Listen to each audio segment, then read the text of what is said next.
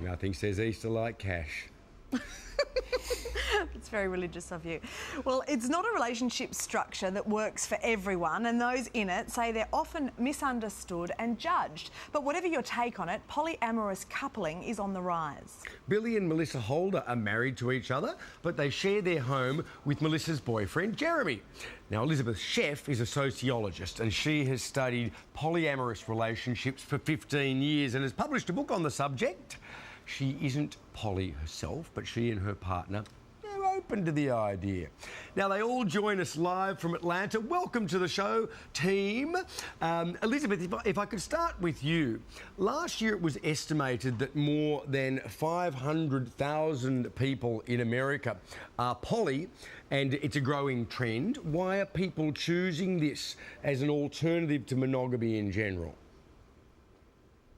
In part because people have such long lifespans now that monogamy is not realistic for people. It was much easier when you were dead at 40 to just have one partner.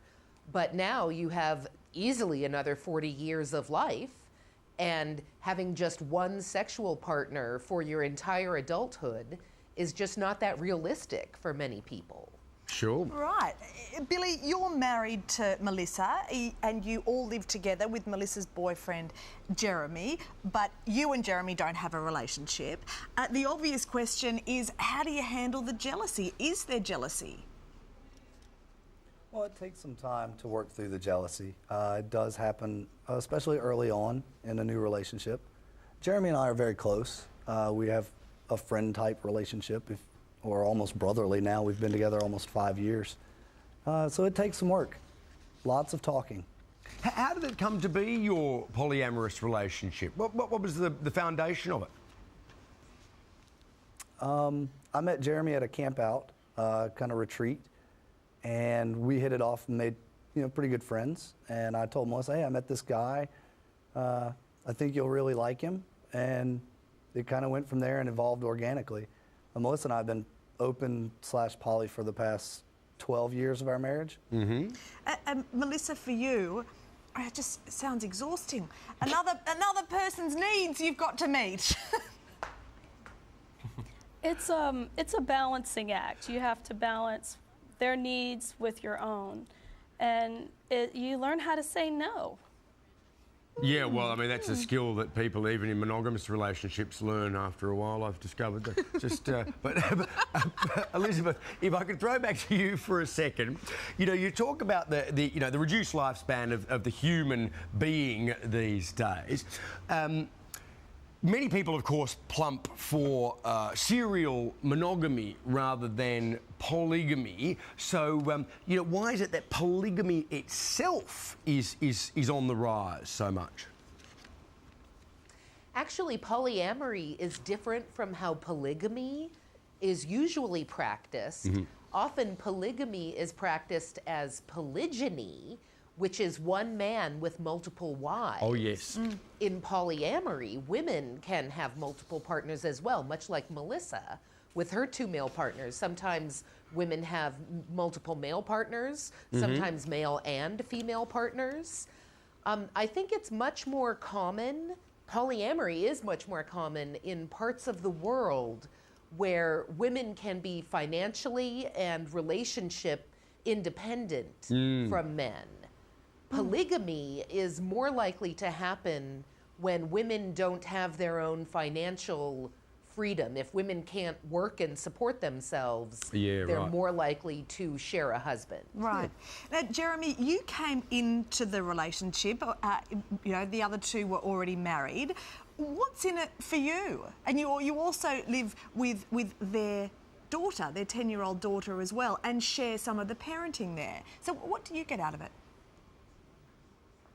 More love, more support. The more people there are, the more support there is for the individual. The more relief there is when there's problems, when there's issues arise, everybody can work together to find a solution. Of course, there's a lot of, obviously, a lot of love going around. The question, I suppose, on most viewers' minds would ultimately tend towards the sexual element of it. Do you work on a roster, or you just as the fancy takes you? We kind of leave it up to Melissa who she wants to be with each night. Sometimes we sleep alone. We each have our own bedroom, which helps us have our own space to retreat to if we need some quiet time. So we let her pick and choose and Melissa, go from there. I wish I had that. We've got a bathroom if you want to retreat and have some quiet time. Oh, if the bath's comfortable enough. Melissa, for you trying to divide yourself between these two men, is there ever times when you get jealous about their friendship? No, I'm actually very glad that they're close. Another issue that often comes up, and people in polyamorous relationships talk about this a lot, and that is that they get prejudged, and that there is a perception that you're having this wild, kinky sex and so on. But the reading that I've done is that it's just normal domestic life. That's pretty much it. Polyamory is not all about the sex, but sometimes it is. It's great to have multiple people that you can rely on and for support, like Jeremy said. I have a girlfriend outside of the home as well, and that's always nice for me to be able to get away from the house for a little bit and have another outlet there. Yeah, right. So. Well, thank you all for joining us. Yeah, very interesting stuff. Indeed. Well, Yeah, thanks for being on. discussing it with us. And Elizabeth, thanks very much for your input on that as well. Thank you. There you go. Yeah, there you go. Closest I've ever come to that is a poly waffle. Do you remember the poly waffle? They Wasn't were that fantastic. terrific? No. I remember that ad. Yeah. Yeah, it always made you want to go and That's get right. it. They sort of crunched Poly it, and the waffle. little bits of coconut Ooh, flew crunch. off. And That's it. Yeah, well, that's Good. not a bad ad for polyamory, probably. Aren't they? Polyamory, crunch. Yeah. Yeah. Awesome. Still to come We're on onto Weekend something. Sunrise. Kermit and Miss Piggy are back, although I've always wondered whether Fozzie might have been involved as well.